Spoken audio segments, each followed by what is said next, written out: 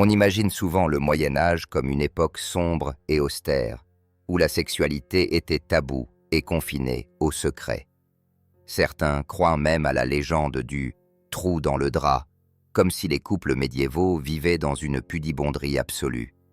Mais si vous vous réveilliez demain dans une ville médiévale, vous découvririez une réalité qui ferait passer les applications de rencontres d'aujourd'hui pour des offices religieux.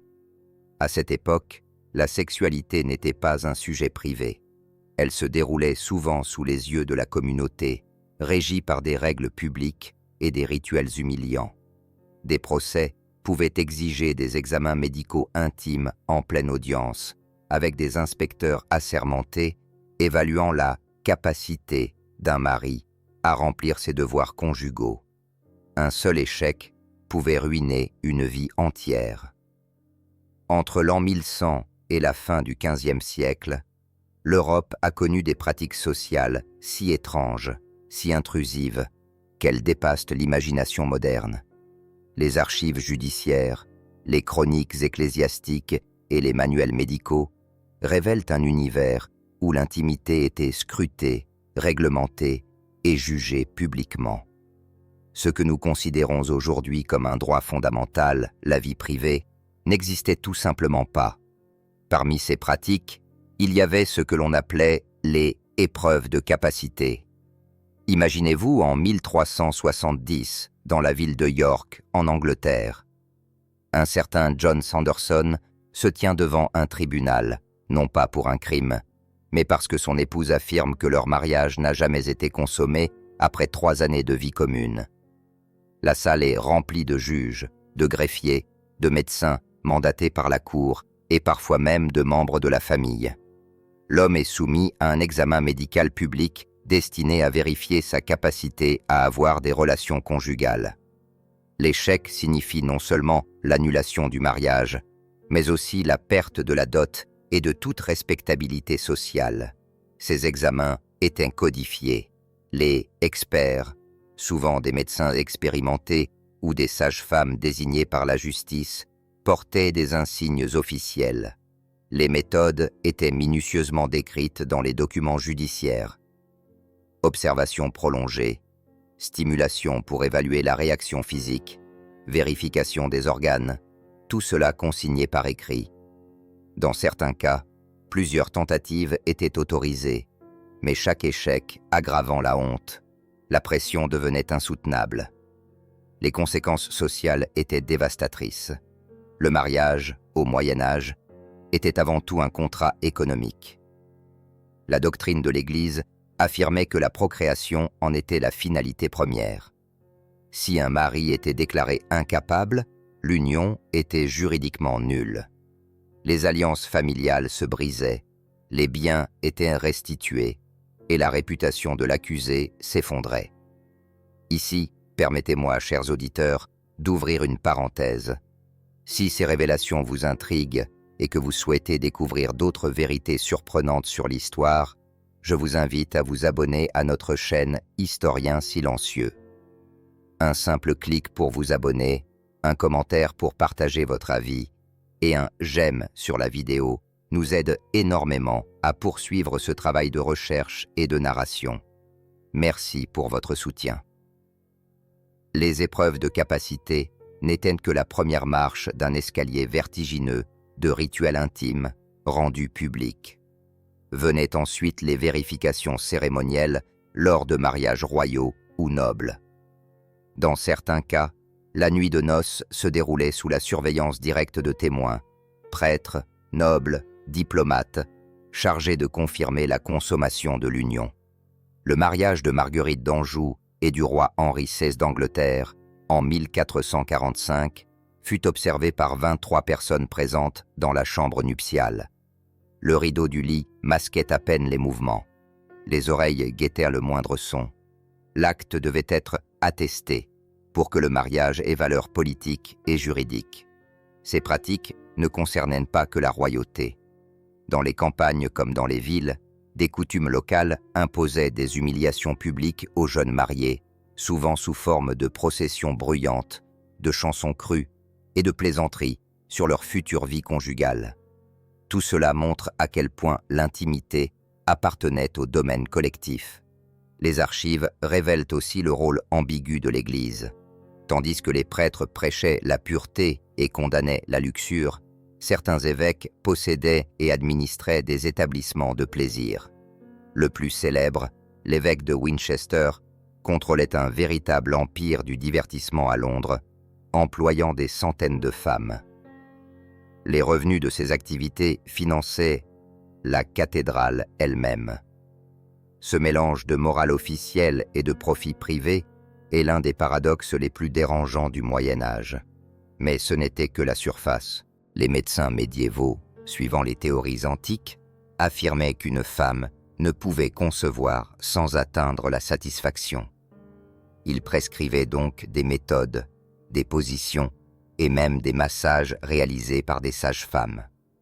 Cette reconnaissance, sous couvert de médecine, donnait aux femmes un droit implicite au plaisir, en contradiction flagrante avec la morale religieuse dominante. Si les épreuves de capacité faisaient déjà frémir, les cérémonies de vérification qui accompagnaient certains mariages atteignaient un niveau d'intrusion presque inimaginable pour nous. Dans les alliances royales et princières, la consommation de l'union n'était pas seulement attendue, elle devait être constatée. Les raisons étaient avant tout politiques. Dans un monde où les mariages scellaient des traités, garantissaient de la paix ou ouvraient des routes commerciales, une union non consommée n'avait aucune valeur légale. Elle pouvait être annulée, mettant en péril des années de négociations. Ainsi, lorsque Marguerite d'Anjou épousa Henri VI d'Angleterre, elle n'avait que 15 ans. Le soir même, 23 personnes, nobles, membres du clergé et officiers de la cour, se massèrent dans la chambre nuptiale.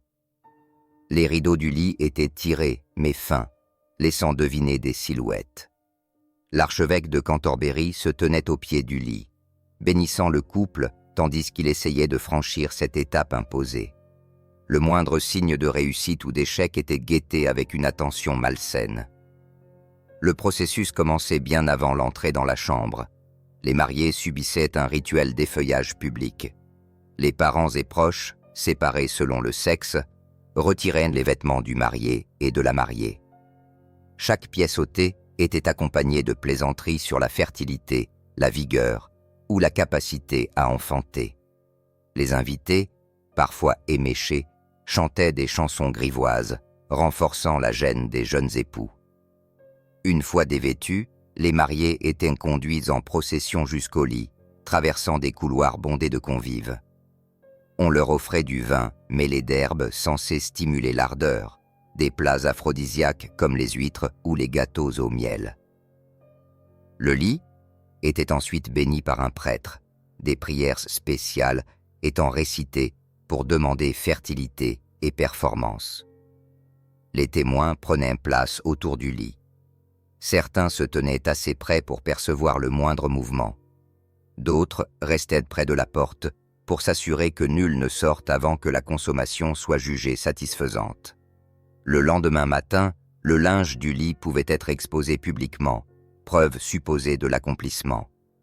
Des sages-femmes pouvaient même examiner la mariée et prêter serment sur leurs constatations, lesquelles étaient consignées dans des documents officiels. Ces pratiques, choquantes à nos yeux, étaient jugées indispensables pour garantir la légitimité des héritiers. Un mariage royal non consommé pouvait déclencher une guerre de succession. L'Église renforçait cette logique en affirmant que le mariage sacramentel n'était complet qu'après l'union charnelle. Mais la contradiction la plus frappante résidait dans l'attitude des autorités religieuses envers la sexualité. Officiellement, la chasteté hors mariage et la modération dans le mariage étaient prêchées avec insistance. En réalité, certains prélats possédaient et administraient des établissements de plaisir. Le cas de l'évêque de Winchester est emblématique. Dans le quartier de Southwark, il contrôlait un réseau d'au moins 18 maisons, employant plus de 1000 femmes, connues sous le nom de « Oise de Winchester ». Ces lieux affichaient ouvertement leurs tarifs et portaient, le blason de l'évêque. Les bénéfices étaient considérables et finançaient la construction et l'entretien de la cathédrale. Des médecins mandatés par l'évêque contrôlaient la santé des employés, délivrant des certificats d'aptitude. Les jours saints, l'activité était officiellement suspendue, sauf pour ceux qui payaient une amende, directement encaissée par l'Église. Ce double discours, où la morale publique cohabitait avec un pragmatisme économique, était justifié par certains théologiens comme saint Augustin ou Thomas d'Aquin. Selon eux, ces établissements étaient un mal nécessaire, comparables aux égouts, peu ragoûtants mais indispensables pour préserver l'ordre public. En régulant et en taxant ces activités, l'Église prétendait éviter des crimes plus graves. Dans d'autres régions d'Europe, on retrouvait le même modèle. À Avignon, durant la papauté du XIVe siècle, un complexe similaire fonctionnait sous contrôle direct du Vatican. En Allemagne, des archevêques possédaient des maisons de plaisir dans plusieurs villes. En Espagne, certaines cathédrales disposaient de locaux reliés par des passages souterrains pour permettre un accès discret. Ce mélange de contrôle moral et de gestion commerciale illustre la vision médiévale.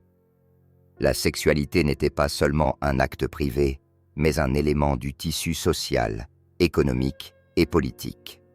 Elle devait donc être encadrée, observée et exploitée. Et l'exploitation passait aussi par la médecine.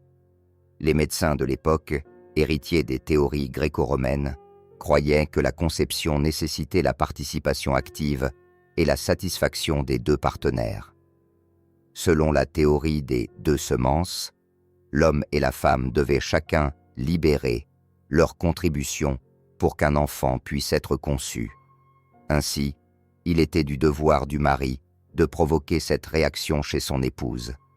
Des manuels médicaux comme le Trotula, compilé en Italie, contenaient des descriptions précises de techniques, de positions et d'onguents parfumés censés stimuler la femme. Les sages-femmes jouaient parfois le rôle de conseillères intimes, enseignant des méthodes pratiques aux couples. Certaines allaient jusqu'à fournir des modèles en tissu pour démontrer les gestes à effectuer. Ce savoir médical, bien que rudimentaire, reconnaissait implicitement un droit féminin au plaisir, mais uniquement dans le cadre de la procréation. La religion condamnait le plaisir pour lui-même, mais l'encourageait si celui-ci menait à la naissance d'un enfant. Cette contradiction constante entre doctrine et pratique parcourait toute la société médiévale. Les femmes pouvaient même, dans certains cas, invoquer l'absence de satisfaction comme motif d'annulation de mariage, un argument soutenu par certains médecins, mais rejeté par la majorité des tribunaux ecclésiastiques. La tension entre la médecine et la théologie créait une zone grise où l'intime devenait un champ de bataille idéologique. Ce que nous voyons ici, c'est une société où chaque aspect de la sexualité, du mariage à la médecine, passait par le regard collectif. L'idée moderne que ce qui se passe dans la chambre est l'affaire des seuls concernés aurait semblé absurde. Au Moyen Âge, l'intime était une affaire publique, et parfois même une affaire d'État. L'un des paradoxes les plus saisissants du Moyen Âge réside dans la manière dont la médecine et la religion traitaient la sexualité féminine. Alors que l'Église prêchait la retenue et condamnait la luxure, les médecins affirmaient qu'une conception réussie nécessitait la satisfaction des deux partenaires. Selon la théorie des deux semences, héritée de l'Antiquité, la femme devait atteindre un certain degré de plaisir pour libérer sa contribution à la conception. Sans cela, disait-on, la grossesse était impossible. Cette idée, aujourd'hui scientifiquement fausse, était pourtant largement acceptée et enseignée dans les universités. Les manuels médicaux décrivaient avec précision des techniques censées favoriser la réaction féminine. Massages à l'huile parfumée, positions adaptées à la constitution supposée de la femme, chaude, froide, humide ou sèche, selon la théorie des humeurs. et même l'usage d'instruments en bois poli ou en ivoire pour stimuler l'ardeur.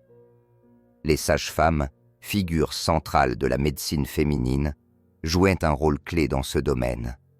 Elles conseillaient les couples, démontraient des gestes sur des mannequins en tissu et prescrivaient des décoctions à base de cannelle, de gingembre ou de menthe pour échauffer le sang. Certaines assistaient directement aux relations, offrant des instructions en temps réel, ce qui montre à quel point la frontière entre l'intime et le public était mince. Mais cette reconnaissance du plaisir féminin se heurtait à un autre impératif, celui de limiter les naissances. Pour les femmes du Moyen Âge, chaque grossesse représentait un risque mortel. La mortalité maternelle était élevée, et un grand nombre d'accouchements épuisaient rapidement le corps. De plus, dans les familles pauvres, un enfant de plus signifiait une bouche supplémentaire à nourrir. C'est ainsi qu'un autre pan de la médecine intime se développa, la contraception. Mais les méthodes utilisées étaient souvent dangereuses, voire fatales. Les textes médicaux médiévaux, rédigés par des médecins formés, regorgent de recettes que nous qualifierions aujourd'hui d'empoisonnement volontaire. Certaines méthodes étaient d'origine très ancienne. Par exemple, les textes égyptiens mentionnaient déjà l'usage de crottin de crocodile comme barrière contraceptive, croyant que son alcalinité empêchait la conception. En Europe, faute de crocodile, on utilisait ce que l'on avait sous la main, crottin de cheval, de vache ou de porc, souvent porteurs de bactéries dangereuses. D'autres méthodes consistaient à introduire dans le vagin des tampons de laine ou de lin imbibés de miel et de gomme végétale. Parfois, on ajoutait de l'acacia fermenté, dont l'acidité pouvait effectivement réduire la fertilité, mais le risque d'infection était énorme. Des éponges marines trempées dans du vinaigre ou du jus de citron étaient utilisées dans le bassin méditerranéen, tandis que dans le nord, on improvisait avec de la mousse ou même du pain. Les plus proches des préservatifs modernes étaient des gaines en membrane animale, intestins de mouton ou vessie de porc, lavés, étirés et noués avec des rubans. Elles étaient chères, réutilisables et réservées aux plus aisés. L'Église les condamnait fermement, assimilant leur usage à une armure contre la volonté divine. Mais la dangerosité atteignait son paroxysme avec les contraceptifs chimiques.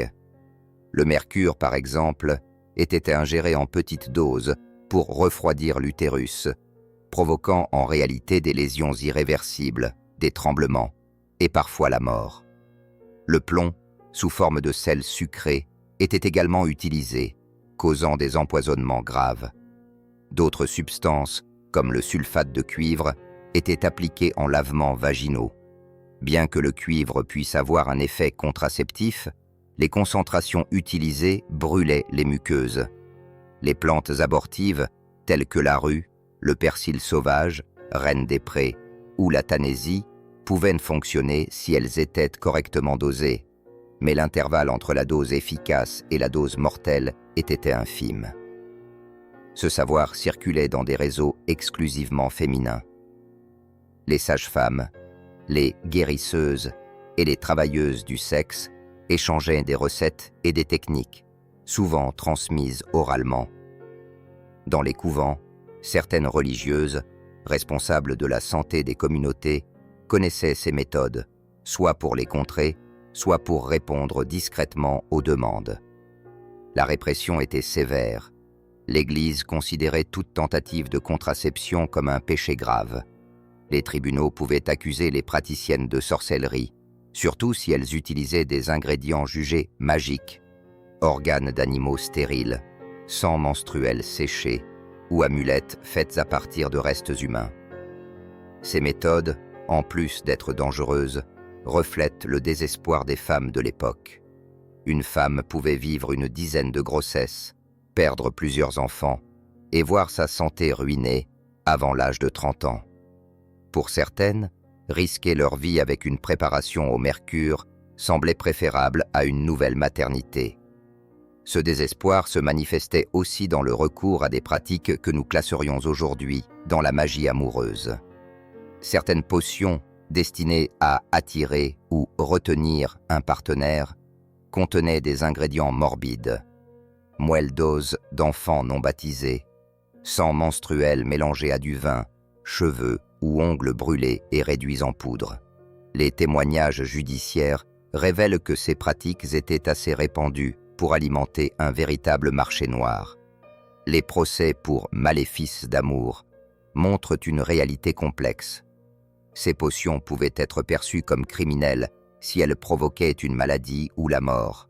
Mais si elles semblaient fonctionner sans conséquences graves, la justice se montrait parfois clémente, surtout envers les femmes de haut rang. Les plus pauvres, elles, risquaient de la potence ou le bûcher.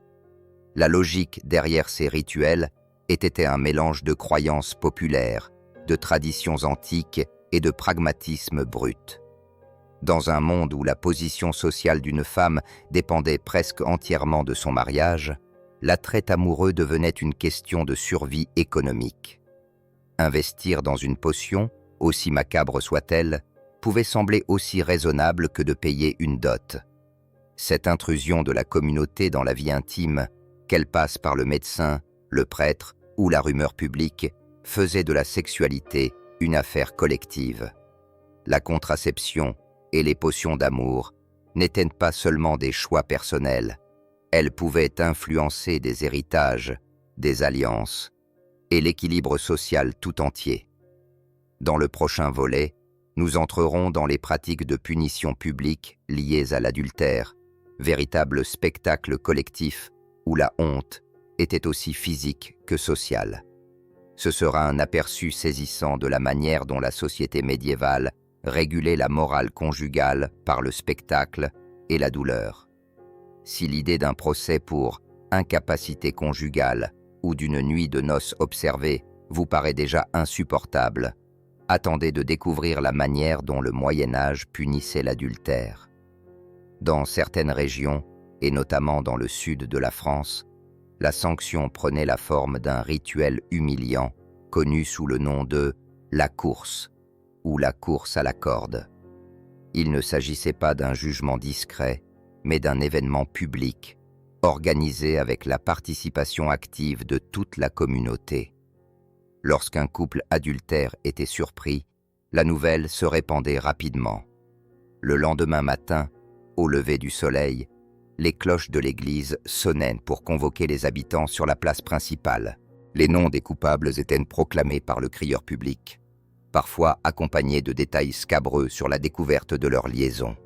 Les deux amants étaient alors amenés devant la foule. Le rituel commençait par un dépouillement complet. On les déshabillait entièrement ou on leur laissait à peine de quoi couvrir leur nudité. Ensuite, une corde ou une lanière de cuir était attachée autour de la taille de l'homme. L'autre extrémité était placée dans la main de la femme, symbolisant ainsi son contrôle immoral sur lui. Dans l'imaginaire médiéval, c'était la preuve qu'elle l'avait mené à sa perte par la tentation. Le cortège s'engageait alors dans un parcours prédéterminé, traversant les rues les plus fréquentées, la place du marché, les abords de l'église, la fontaine publique, les tavernes. À chaque arrêt prévu, les coupables subissaient de nouvelles humiliations. Les habitants jetaient des légumes pourris, des seaux d'eau sale ou même le contenu des pots de chambre. Certains utilisaient de fines verges de saule pour infliger des coups mesurés mais répétés. Les enfants étaient souvent amenés par leurs parents pour apprendre la leçon. Les commerçants fermaient une boutique pour assister au spectacle, qui durait parfois plusieurs heures. Dans certains villages, la procession pouvait couvrir jusqu'à 5 kilomètres, entrecoupée d'étapes où l'on rappelait publiquement la faute commise. Les archives de Carcassonne, en 1347, décrivent un cas où une épouse de marchand, surprise avec un jeune clerc, fut contrainte de tirer son amant ainsi pendant 3 longues lieues. Elle survécut à l'épreuve, mais quitta la ville dès le lendemain, incapable de supporter la honte. Lui, affaibli par les coups et les frottements de la corde, mourut d'infection dans la semaine qui suivit. À Toulouse, en 1389, un chevalier fut pris avec la femme d'un boulanger. Bien que de rang noble, il ne fut pas épargné. Le fait qu'une simple roturière le mène en laisse accentua l'acharnement de la foule. Les coups reçus mirent fin à sa carrière militaire. Il ne put jamais remonter à cheval. La mortalité liée à ce type de punition était loin d'être négligeable. Les estimations basées sur les registres judiciaires évoquent jusqu'à 40% de décès masculins dans les semaines suivant la sentence, principalement à cause des blessures infectées. Les femmes, moins sévèrement frappées, souffraient néanmoins de traumatismes physiques et psychologiques profonds. La logique derrière cette cruauté était double. D'une part, l'adultère était perçu comme un crime social, menaçant la stabilité des familles, l'héritage des biens et l'ordre public. D'autre part, la punition collective permettait de purifier la communauté. En frappant les coupables, chaque membre de la foule participait symboliquement à la restauration de l'équilibre moral. Cette purification se lisait aussi dans la structure même de la procession. Passer devant l'Église signifiait que la faute était exposée aux yeux de Dieu. Traverser le marché montrait à tous que les affaires de la cité n'étaient pas entachées par des liens illicites. La fontaine, source d'eau pure, symbolisait le nettoyage de la souillure morale. Il est frappant de constater que la symbolique genrée de la punition était omniprésente. L'homme représentait la faiblesse masculine face à la tentation, réduit à l'état d'animal mené par une femme. Celle-ci, au contraire, incarnait la séduction corruptrice, la responsable ultime du péché. Dans bien des cas, après avoir subi la course, les femmes étaient bannies de la ville, tandis que certains hommes, s'ils survivaient, pouvaient rester, signe d'un double standard évident. Dans d'autres régions d'Europe, les formes de châtiment variaient.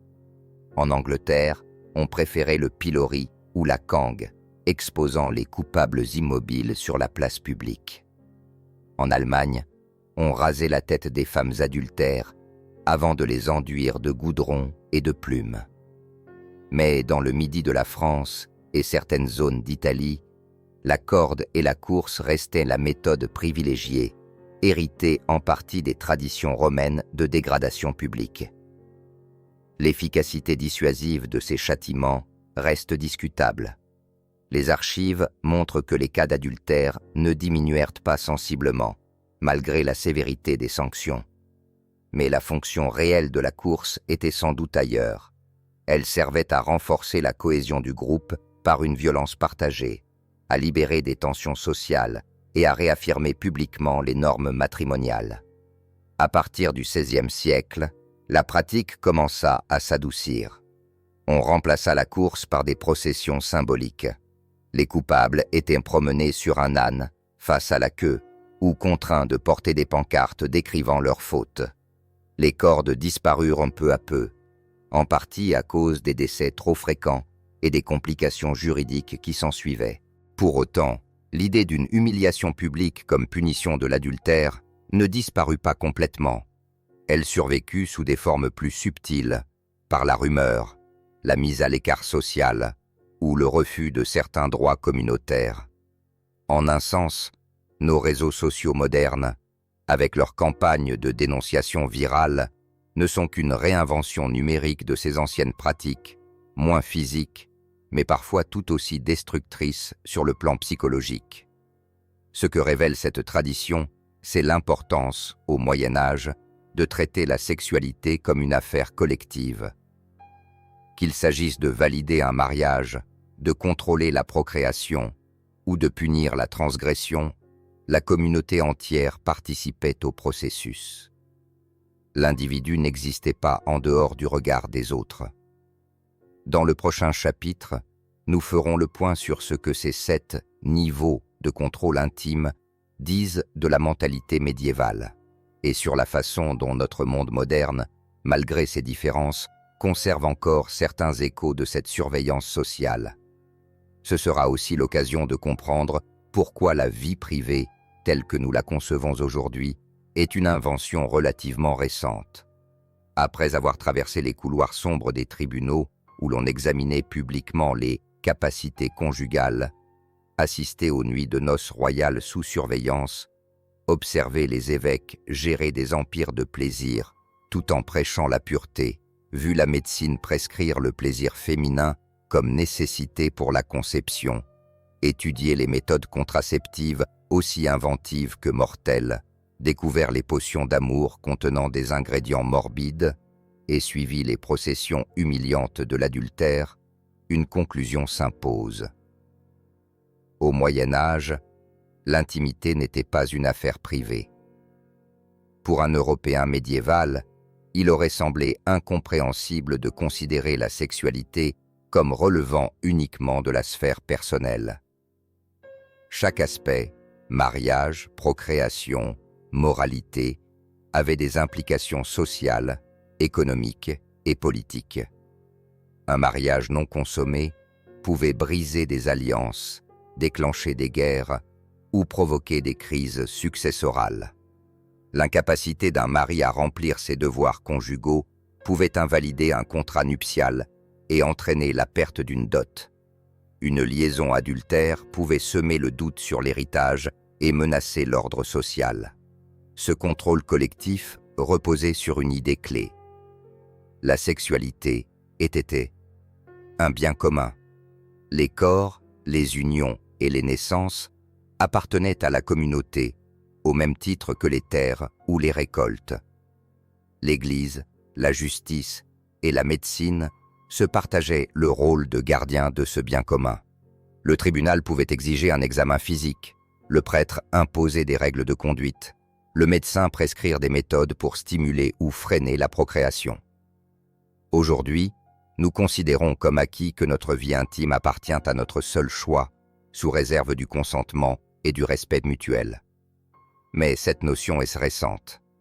La véritable émergence de la vie privée telle que nous la connaissons ne date que des XVIIe et XVIIIe siècles.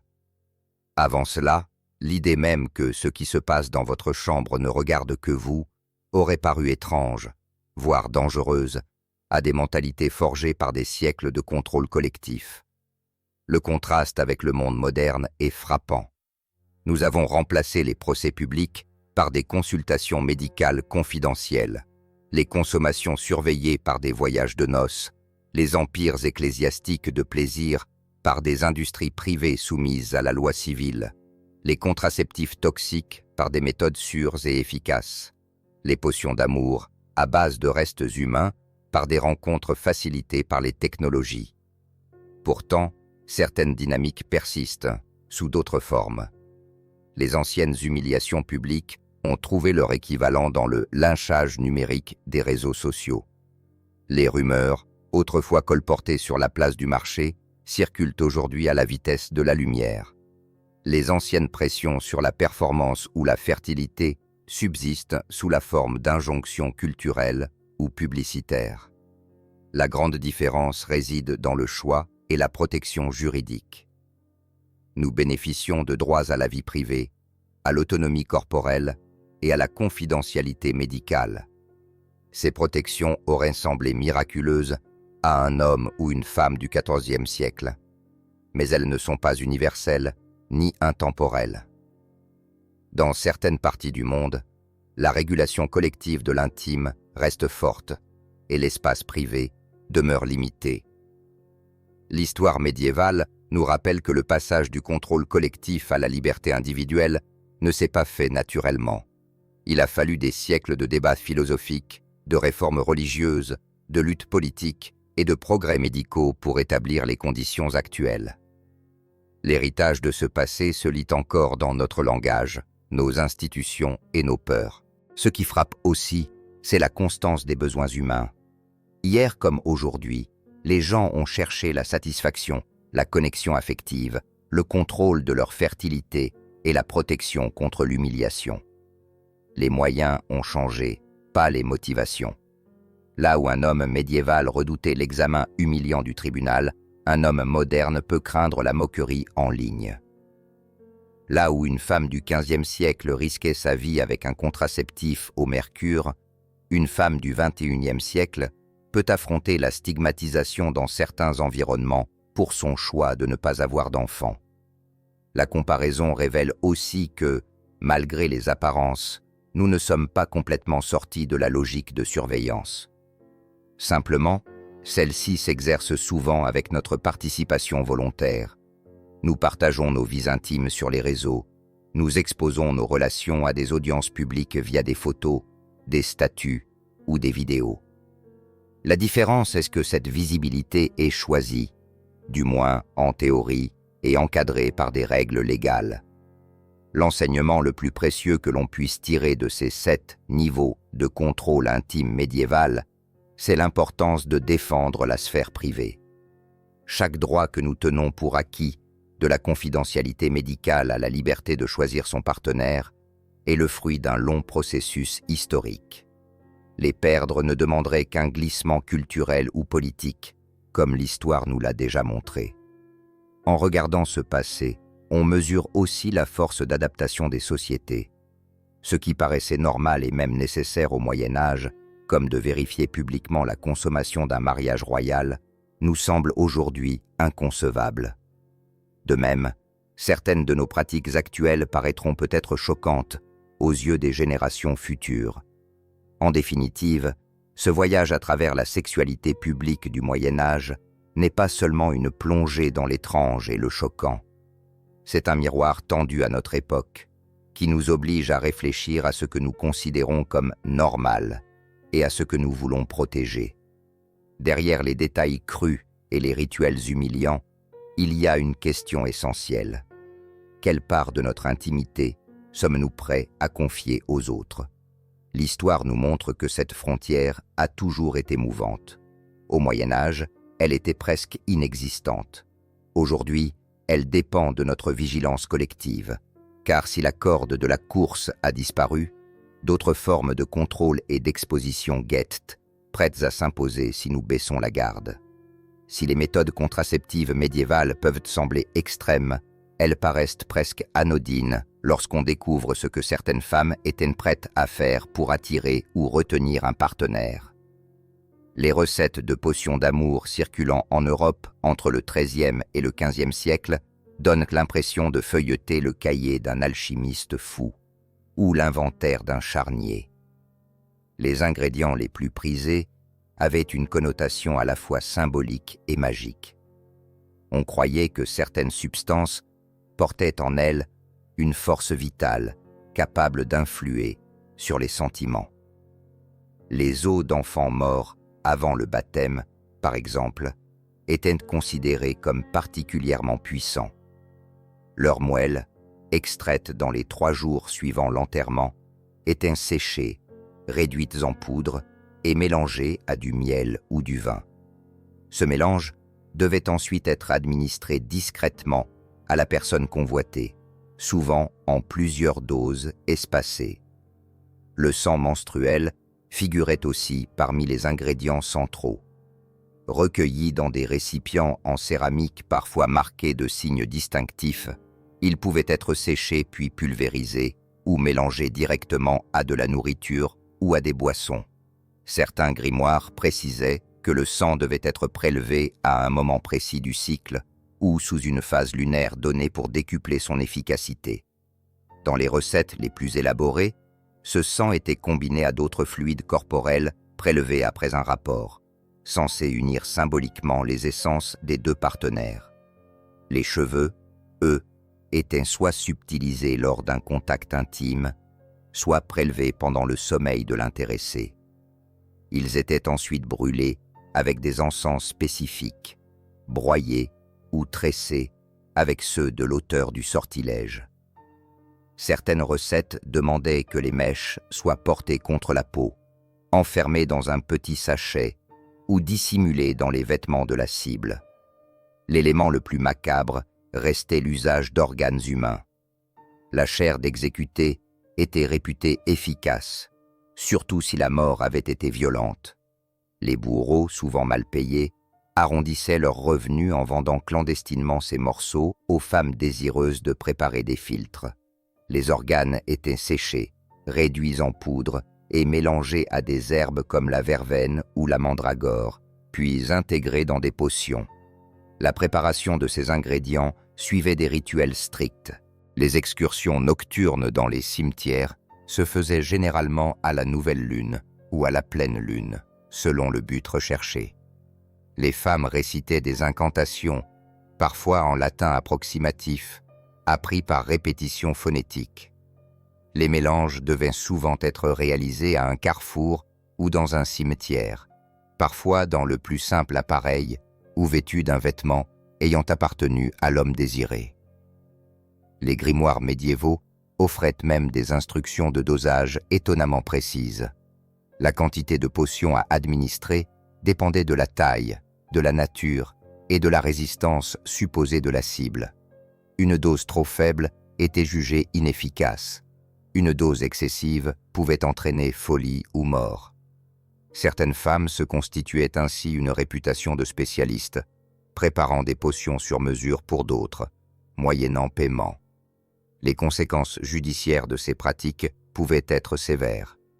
L'Église les assimilait à de la sorcellerie, punissable d'excommunication ou de mort. Les tribunaux laïcs, eux, traitaient l'affaire comme un empoisonnement si la cible tombait malade. Mais la sévérité dépendait beaucoup du statut social. Une noble convaincue d'avoir utilisé un filtre pouvait s'en tirer avec une pénitence, tandis qu'une roturière risquait le bûcher. Les archives judiciaires de Montaillou, entre 1308 et 1325, regorgent de témoignages détaillant ces recettes et les circonstances de leur usage. À Venise, en 1480, un réseau de femmes vendant des potions d'amour fut démantelé, révélant un véritable système avec tarifs standardisés et approvisionnement régulier en ingrédients. À Londres, les registres montrent plusieurs dizaines de procès par an liés à ces pratiques. Les effets rapportés variaient. Certains hommes déclaraient se sentir attirés contre leur volonté. D'autres éprouvaient des symptômes physiques comme des palpitations ou une agitation inhabituelle. Ces résultats pouvaient relever de l'empoisonnement léger, de l'effet placebo ou de la simple suggestion psychologique. Le pouvoir de la croyance, dans un monde imprégné de symboles et de superstitions, jouait un rôle énorme. Le recours à ces filtres s'explique par la condition féminine de l'époque. Hors du mariage, les options économiques étaient limitées. L'âge réduisait rapidement les perspectives matrimoniales, et le veuvage poussait souvent à chercher un remariage pour éviter la misère. Dans ce contexte, investir dans une potion, aussi macabre soit-elle, pouvait sembler moins risqué que de laisser passer une occasion. L'influence de l'Antiquité était également visible. Les textes d'Ovide ou certaines recettes issues de la tradition gréco-romaine circulaient encore, adaptés aux croyances médiévales. De nombreux ingrédients avaient aussi un usage médicinal reconnu, ce qui permettait de les obtenir légalement chez un apothicaire. Cette frontière floue entre médecine et magie compliquait la tâche des autorités. Un prêtre pouvait condamner la pratique en chair le dimanche, puis vendre discrètement des cierges bénis réputés efficaces en amour le lundi. Des monastères entiers avaient la réputation de fournir des charmes amoureux, tout en condamnant officiellement la sorcellerie. L'existence de ces pratiques révèle une vérité plus large. Dans une société où la vie intime était contrôlée, surveillée et régulée, certains individus tentaient de reprendre un semblant de pouvoir, quitte à franchir des limites dangereuses. Les potions d'amour médiévales étaient moins une fantaisie romantique qu'une stratégie de survie sociale. Parmi toutes les formes de contrôle social exercées sur la vie intime au Moyen Âge, la punition de l'adultère figure parmi les plus spectaculaires et les plus cruelles. Dans certaines régions, en particulier dans le sud de la France, cette sanction prenait la forme d'un rituel appelé la course, ou parfois la course à la corde. Il ne s'agissait pas d'une exécution sommaire ni d'une simple amende, mais d'un véritable spectacle public, conçue pour humilier les coupables devant toute la communauté. Lorsqu'un couple adultère était découvert, le processus commençait à l'aube. Les cloches de l'église sonnaient un carillon particulier, connu de tous, qui signifiait que l'on allait purifier la ville d'une faute grave. Le crieur public annonçait les noms des deux fautifs, parfois avec des détails sur la manière dont ils avaient été surpris. Ces annonces servaient à rassembler la foule, mais aussi à exciter la curiosité et à préparer l'ambiance de la punition. Sur la place principale, les deux amants étaient amenés sous bonne garde. La première étape consistait à les dévêtir, parfois entièrement, parfois partiellement, mais toujours suffisamment pour que la gêne soit totale. On attachait alors une corde ou une lanière de cuir autour de la taille de l'homme, et l'autre extrémité était placée dans la main de la femme. Le symbole était clair.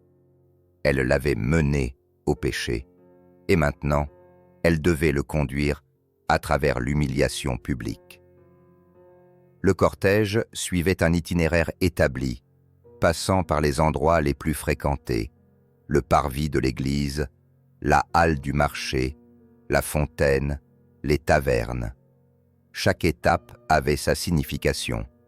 L'église pour rappeler la faute devant Dieu, le marché pour exposer le scandale aux commerçants et ménagères, la fontaine pour symboliser la purification, les tavernes pour que les hommes puissent assister à la chute d'un père. Tout au long du parcours, la foule était encouragée à participer. On jetait des légumes pourris, de l'eau sale, parfois le contenu des pots de chambre. Certains apportèrent des verges de saule ou des cordes pour infliger des coups. Les enfants étaient souvent présents, amenés par leurs parents pour apprendre la leçon. Les vendeurs de nourriture et de boissons profitaient de l'occasion pour faire commerce, transformant la punition en événement social autant que judiciaire. Les archives judiciaires de Carcassonne, datées de l'an 1347, relatent le cas d'une épouse de marchand surprise avec un jeune clerc. Elle dut tirer son amant pendant 3 lieues, sous les huées et les coups, et quitta la ville dès le lendemain, incapable d'affronter la honte. Lui ne survécut pas à ses blessures. La corde lui avait entaillé la peau au point de provoquer une infection fatale. À Toulouse, en 1389, un chevalier fut surpris avec l'épouse d'un boulanger. Sa noblesse ne le protégea pas. Bien au contraire, le fait qu'une roturière le mène en laisse excita davantage la vindicte populaire. Les coups qu'il reçut l'empêchèrent à jamais de monter à cheval, mettant fin à sa carrière militaire. La mortalité masculine liée à cette pratique était loin d'être négligeable. Les registres évoquent des taux de décès pouvant atteindre 40%, principalement à cause d'infections ou de blessures internes. Les femmes, moins malmenées physiquement, n'échappaient pas pour autant à la violence psychologique et à l'exil forcé. Derrière cette brutalité se cachait une logique collective. L'adultère n'était pas vu uniquement comme une trahison conjugale, mais comme une offense à toute la communauté. Il pouvait remettre en cause la légitimité des héritiers, perturber des alliances économiques ou jeter le doute sur l'ordre social. La punition publique visait donc à nettoyer la société du désordre provoqué par la faute. La mise en scène était elle-même un message. La femme tenant la corde représentait l'inversion des rôles considérée comme scandaleuse. L'homme, censé être maître, devenait l'animal mené. L'homme, humilié, incarnait la faiblesse masculine face à la tentation. Dans de nombreux cas, la femme était bannie de la ville après la course, tandis que l'homme, s'il survivait, pouvait parfois rester, révélant un double standard évident. Dans d'autres régions d'Europe, les méthodes variaient. En Angleterre, on préférait exposer les coupables au pilori ou les placer dans des cages suspendues. En Allemagne, on rasait la tête des femmes adultères avant de les enduire de goudron et de plumes. Mais dans le Midi et certaines zones d'Italie, la course restait la norme, héritée en partie des humiliations publiques de la Rome antique. À partir du XVe siècle, la pratique évolua. Dans certaines villes, on remplaça la course par des défilés symboliques. Les coupables, vêtus de signes infamants, étaient promenés sur un âne, tourné vers l'arrière.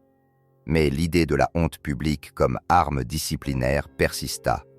Même lorsque la violence physique diminua, l'exclusion sociale et la réputation ruinée demeuraient des sanctions redoutables. Cette tradition montre à quel point la société médiévale faisait de la sexualité une affaire publique. Du mariage à la procréation, de la contraception aux relations extraconjugales, tout relevait du regard collectif.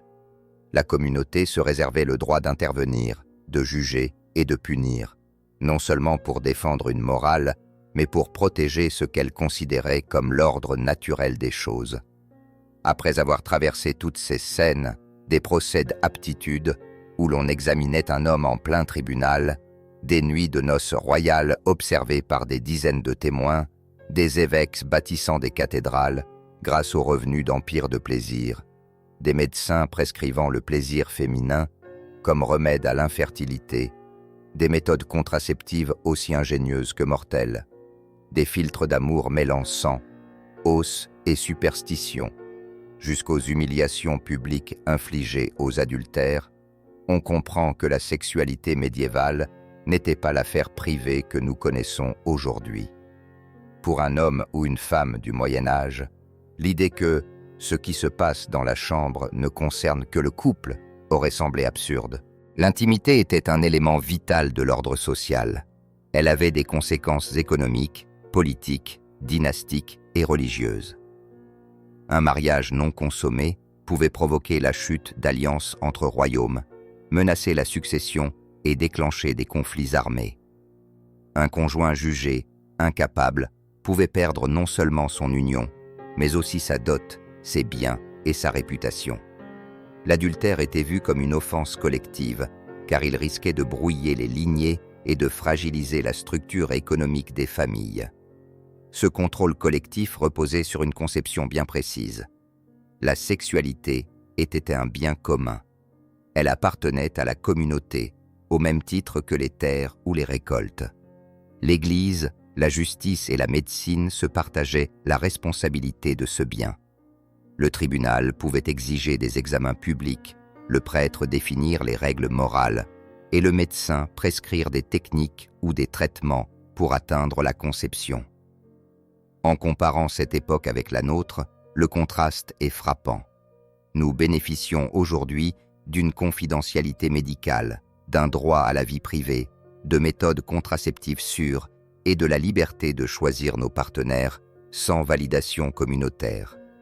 Mais ces acquis sont récents.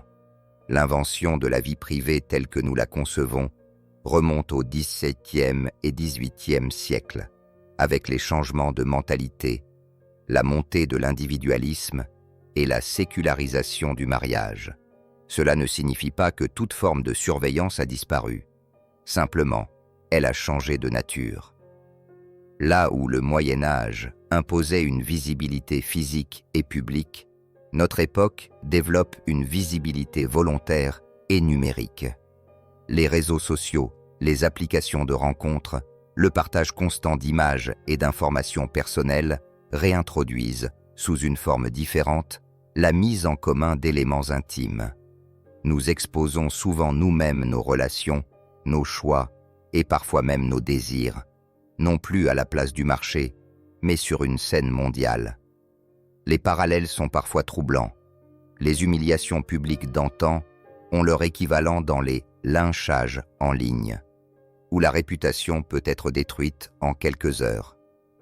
Les pressions sur la performance ou la fertilité subsistent sous d'autres formes.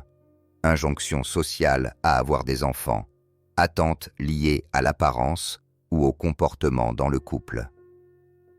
Ce que cette plongée dans la sexualité médiévale nous enseigne, c'est que les besoins fondamentaux, satisfaction, liens affectifs, contrôle de la reproduction, n'ont pas changé. Ce sont les méthodes pour y répondre, et surtout les structures de contrôle, qui ont évolué. Hier, un échec lors d'une épreuve publique pouvait ruiner une vie. Aujourd'hui, un message privé mal placé ou une image partagée sans consentement peut avoir un impact tout aussi dévastateur sur la réputation. Cette histoire nous rappelle également que les droits que nous considérons comme évidents, autonomie corporelle, liberté de choix, protection contre l'humiliation publique, sont le résultat de siècles de lutte et de transformation. Rien ne garantit qu'ils soient acquis pour toujours. Comme dans le passé, une crise politique, un changement de régime ou une évolution culturelle pourrait restreindre ces libertés. Le Moyen-Âge apparaît alors comme un miroir déformant mais révélateur. Il nous montre jusqu'où une société peut aller pour contrôler la vie intime et à quel point l'individu peut être subordonné aux besoins supposés du groupe. Ce contrôle ne se faisait pas seulement par la force, mais aussi par l'adhésion. Beaucoup acceptaient ces règles comme normales, voire nécessaires.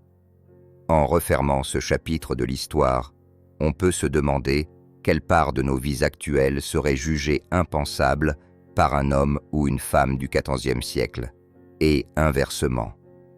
Eux s'étonneraient sans doute de notre souci de préserver l'intimité, de notre tolérance envers des relations non conventionnelles, ou de notre usage massif de technologies pour trouver l'amour. Nous serions, quant à nous, horrifiés par leur absence de vie privée et par l'ampleur des humiliations publiques. Mais derrière ces différences, il y a une continuité. La sexualité reste un terrain où se mêlent désirs personnels, contraintes sociales, enjeux économiques et discours moraux. Elle continue d'être un sujet de surveillance, d'influence et parfois de sanction, même si les formes ont changé. Se souvenir de ce passé, c'est mesurer la chance d'avoir conquis des espaces de liberté intime, tout en restant conscient que ces espaces doivent être défendus. Car si les cordes de la course et les procès d'aptitude ont disparu, d'autres formes de contrôle, plus subtiles, plus invisibles, existent toujours, prêtes à ressurgir si nous oublions leur histoire.